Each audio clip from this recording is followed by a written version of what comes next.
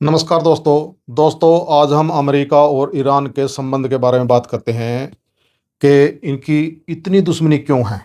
जैसे आजकल अमेरिका और इजराइल की दोस्ती है, कभी अमेरिका और ईरान इतने बढ़िया दोस्त होते थे। ये बात है 1978 1979 की, जब इस्लामिक क्रांति आई थी। उससे पहले की बात है ये।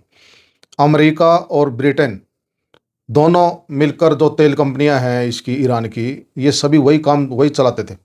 मतलब कहने की बात है कि जो ईरान का तेल था उसके ऊपर पूरा कंट्रोल अमेरिका और ब्रिटेन कंपनी का था। लेकिन 1979 में जो तेल की कंपनियां थी उनका राष्ट्रीयकरण कर दिया गया और अमेरिका और ब्रिटेन को वहां से भागना पड़ा।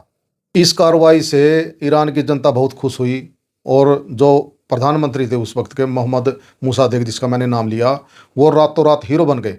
ये अमेरिका के लिए बहुत बड़ा धक्का था। उसके मन में अंदर ही अंदर दुश्मनी घर कर गई और उन्होंने क्या किया, अमेरिका की जो एजेंसी है CIA और ब्रिटेन की एजेंसी है, उन्होंने क्या किया, देश के अंदर तख्तापलट करा दिया। मोहम्मद मूसादेक जो प्रधानमंत्री है उनको हटा दिया और रजा पहलवी को प्रधानमंत्री बना दिया। रजा पहलवी को एक किस्म का आप ये कह सकते हो कि वो अमेरिकी एजेंट था तो वो ईरान का, लेकिन वो अमेरिका के लिए काम कर रहा था। रजा पहलवी ने एक एजेंसी बनाई जिसका नाम रखा सावाक। उसका काम था जो भी उसके खिलाफ आंदोलन करता वो उसको जोर ज़बरदस्ती दबा देता, यहाँ तक कि जो भी आंदोलन करते उनके परिवारों को उठाकर उनको यातनाएं दी जाती, उनको मारा जाता। और रजा पहलवी ही वो प्रधानमंत्री था जो ईरान में वाइट रिवॉल्यूशन लेके आया। वाइट रिवॉल्यूशन का मतलब शराब खोल दी उसने पूरे देश के अंदर, और ड्रेस बिल्कुल मिनी ड्रेस हो गई। आप अगर 1979 से पहले का ईरान देखोगे तो आप यही अंदाज़ा नहीं लगा सकते कि ये अमेरिका की फ़ोटो है या ब्रिटेन की फ़ोटो है या ये ईरान की फ़ोटो है। मतलब बिल्कुल खुला था उसके अंदर। लड़कियां हाफ मतलब स्कर्ट के अंदर स्कूल कॉलेजों में आती थी। बीच के भी वही नज़ारे थे जो अमेरिका और ब्रिटेन जैसे देशों में हैं। रजा पहलवी के राजतंत्र का विरोध रोहुल्ला खामनेई ने किया। इस विरोध को ज़बरदस्ती दबा दिया गया और रोहुल्ला खामनेई थे, उन्होंने ईरान छोड़ना पड़ा। वो पहले इराक गए, कतर गए, आखिरकार उन्होंने फ्रांस में जाकर के शरण मिली और वो वहीं से उस आंदोलन को चलाने लगे। वैसे इतनी दूर से बैठ करके वो इतना खास आंदोलन नहीं चला सके। 1978 में रजा पहलवी एक बहुत बड़ी गलती कर देता है। जुम्मे की नमाज से लौट रहे लोगों के ऊपर फायरिंग करा देता है, जिससे पूरे ईरान में आग लग जाती है। और आखिरकार जनवरी 1979 में रजा पहलवी को ईरान छोड़कर भागना पड़ता है और उसे शरण कहाँ मिलती है, अमेरिका में। और अमेरिका का राष्ट्रपति उस वक्त जिम्मी कार्टर होता था। फरवरी 1979 को रोहुल्ला खामनेई दोबारा फ्रांस छोड़ करके ईरान आए और उन्होंने जो वो वाइट रिवॉल्यूशन था पहले तो उसको ख़त्म किया, मतलब शराब का नामो निशान मिटा दिया वहाँ से, और उन्होंने इस्लामिक कानून लागू कर दिया। इसी को इस्लामिक क्रांति नाम दिया गया था। ईरान की जनता ने अमेरिकी सरकार से मांग की कि जो रजा पहलवी है जिसको उन्होंने शरण दी थी कि उनको हमारे हवाले करो, हम उसे तेहरान चौक के बीच में उसको फांसी पे लटकाएंगे। लेकिन अमेरिकी राष्ट्रपति जिमी कार्टर इससे मना कर गया और तेहरान के अंदर एक आंदोलन हुआ, छात्रों का आंदोलन हुआ। जो नौजवान थे उन्होंने आंदोलन किया और 4 नवंबर 1979 को तेहरान में जो अमेरिकी दूतावास था उसका घेराव किया और आंदोलन इतना उग्र हो गया कि उन्होंने जो दूतावास के अंदर उनके 52 जो डिप्लोमेट थे उनको बंधक बना लिया और बंधक बना करके उनको तेहरान की सड़कों पर घुमाया गया। और मैं आपको ये बता दूं कि जो वो 52 जो बंधक बनाए थे उनको 444 दिन, मतलब लगभग 1.5 साल तक उन्होंने उसको बंधक बनाए रखा।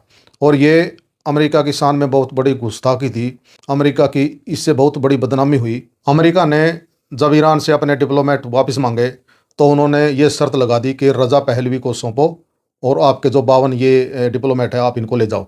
इससे अमेरिका और नाराज़ हो गया ईरान से और ईरान पर पूरा प्रतिबंध लगा दिया, जिससे ईरान की अर्थव्यवस्था बिल्कुल चौपट हो गई। अमेरिका ने अपने डिप्लोमेट छुड़वाने के लिए एक ऑपरेशन चलाया गया जिसको ऑपरेशन लीगल क्लव नाम दिया गया। ये 1980 की बात है। इसमें अमेरिका ने 6 हरकुलस विमान और 8 उसके जो हेलीकॉप्टर थे MH-53M उनका इस्तेमाल किया।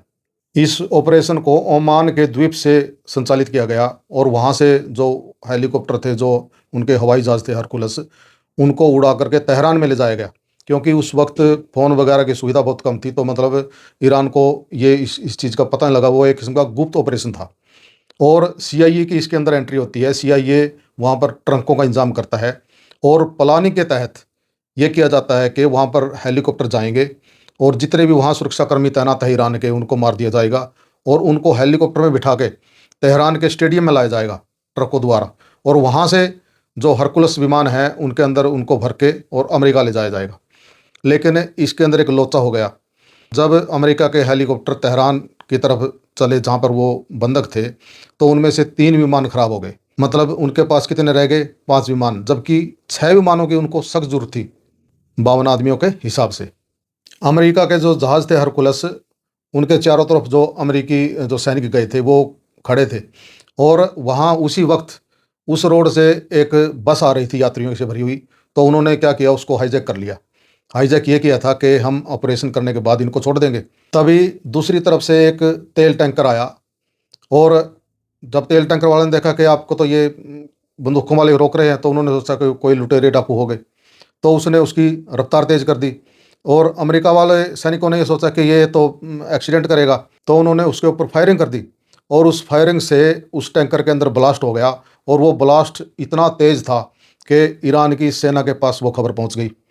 तभी अमेरिकी सैनिकों को ये लगा कि अभी ईरान की जो सेना है वो हमारे तक पहुंच जाएगी, वो तुम्हें भी बंधक बनाएंगे। तो वो जब जल्दी जल्दी में भागने लगे, तो एक हेलीकॉप्टर और एक हरकुलस विमान फिर वो आपस में क्रैश कर गए। मतलब यहाँ 4 हेलीकॉप्टर अमेरिका के ख़त्म हो चुके थे। अमेरिकी सैनिकों ने हड़बड़ाहट में सभी हेलीकॉप्टर वहाँ छोड़ दिए और हरकुलस विमानों में चढ़ करके वो अमेरिका चले गए। मतलब वहाँ जो 8 हेलीकॉप्टर आए थे वो उन्होंने ईरान के अंदर छोड़कर जाने पड़े। ये अमेरिका के लिए बहुत शर्म की बात थी, इससे उनकी बहुत बदनामी हुई। इससे अमेरिका के जो राष्ट्रपति था जिमी कार्टर, उसके खिलाफ अमेरिका के अंदर विद्रोह हो गया, मतलब उसके खिलाफ आंदोलन शुरू हो गए। और उसी वक्त, ये सन 1981 की बात है, चुनाव आ गए। चुनावों को देखते हुए जिमी कार्टर ने ईरान के साथ समझौता कर लिया, और उन्होंने जो उनके $12 मिलियन जो असेट सीज किए थे वो वापस कर दिए, और 52 बंधकों की रिहाई का समझौता कर लिया। लेकिन ईरान ने उनको अभी रिहा नहीं किया था, वो वहीं थे। जबकि जिमी कार्टर ने कहा कि आप मुझे ये चुनाव से पहले ही मेरे को जो हमारे बंधक लौटा दो, ताकि मैं चुनावों के बीच ये कह सकूँ कि मैंने बंधकों को छुड़ाया है। लेकिन ईरान ने ऐसा नहीं किया। ईरान ने चुनाव ख़त्म होने के बाद बंधकों को अमेरिका भेजा। इस नाराज़गी के चलते जिमी कार्टर बुरी तरह से हार गए, और अमेरिका को डोनाल्ड रीगन के तौर पर नया राष्ट्रपति मिला। तो ये थी अमेरिका और ईरान की दोस्ती और दुश्मनी की कहानी। आपको कैसी लगी कमेंट करके बताना। नमस्कार।